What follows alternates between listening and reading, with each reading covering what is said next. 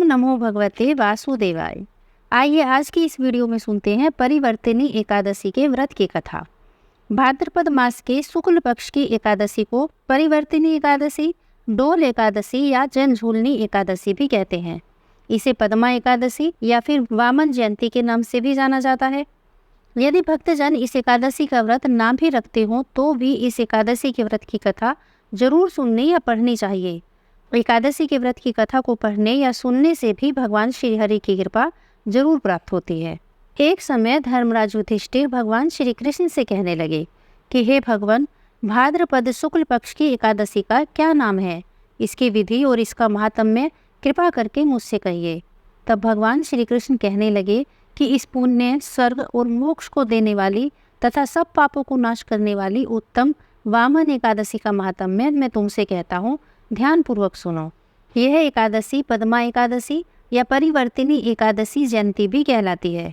इसका यज्ञ करने से वाजपेयी यज्ञ के बराबर फल मिलता है। पापियों के पापों को नाश करने के लिए इससे बढ़कर दूजा कोई उपाय नहीं।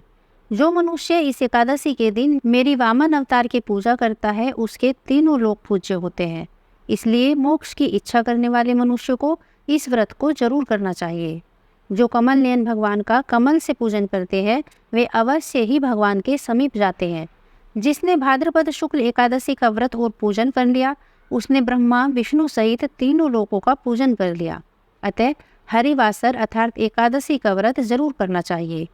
इस दिन भगवान विष्णु शयन करते समय करवट लेते हैं, इसलिए इसे परिवर्तिनी एकादशी कहा जाता है।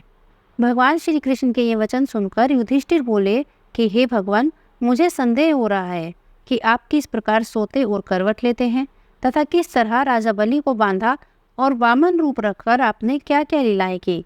चातुर्य मास के व्रत की क्या विधि है तथा आपके शयन करने पर मनुष्य का क्या कर्तव्य है, यह सब आप मुझसे विस्तार से कहिए। भगवान श्री कृष्ण कहने लगे कि हे राजन, आप सब पापों को नष्ट करने वाली इस कथा का श्रवण करें। त्रेता युग में बलि नामक एक दैत्य था।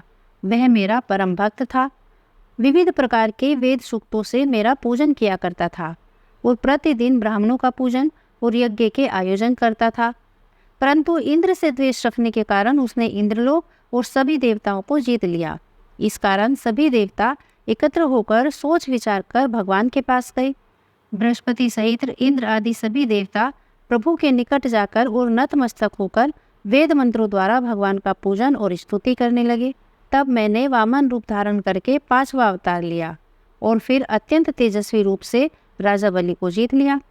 इतनी वार्ता सुनकर राजा युधिष्ठिर बोले कि हे जनार्दन, आपने वामन रूप धारण करके उस महाबली दैत्य को किस प्रकार जीता।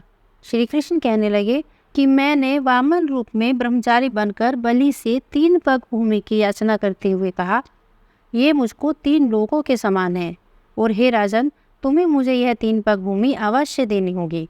राजा बलि ने इसे एक तुच्छ सी याचना समझकर 3 पग भूमि देने का संकल्प मुझे दे दिया और मैंने अपना त्रिविक्रम रूप बढ़ाकर यहाँ तक कि भूलोक में पद, भूमलोक में जंघा, स्वर्गलोक में कमर, महलोक में पेट, जनलोक में हृदय, यमलोक में कंठ की स्थापना कर सत्यलोक में मुख और उसके ऊपर मस्तक स्थापित किया।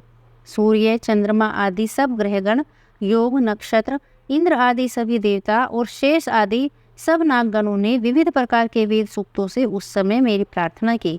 तब मैंने राजा बलि का हाथ पकड़कर कहा कि हे राजन, एक पद से पृथ्वी और दूसरे से स्वर्गलोक पूर्ण हो गए। अब मैं अपना तीसरा पग कहाँ रखूं?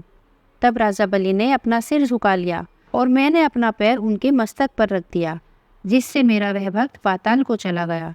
और फिर उसकी विनती और नम्रता को देखकर मैंने कहा कि हे बलि, मैं सदैव तुम्हारे निकट ही रहूँगा। विरोचन पुत्र बलि के कहने पर भाद्रपद शुक्ल पक्ष की एकादशी के दिन बलि के आश्रम में मेरी मूर्ति स्थापित हुई। इसी प्रकार दूसरी क्षीर सागर में शेषनाग के पष्ठ पर हुई। हे राजन, इस एकादशी को भगवान शयन करते हुए करवट लेते हैं, इसलिए तीनों लोकों के स्वामी भगवान विष्णु का उस दिन पूजन करना चाहिए। इस दिन तांबा, चांदी, चावल और दही का दान करना उचित होता है। रात्रि को जागरण अवश्य करना चाहिए।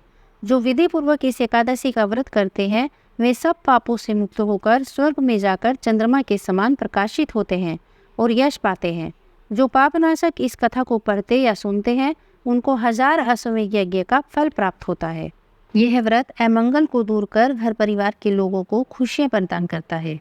इस प्रकार परिवर्तिनी एकादशी की यह कथा पूर्ण होती है। बोलिए एकादशी माता की जय। पौराणिक मान्यता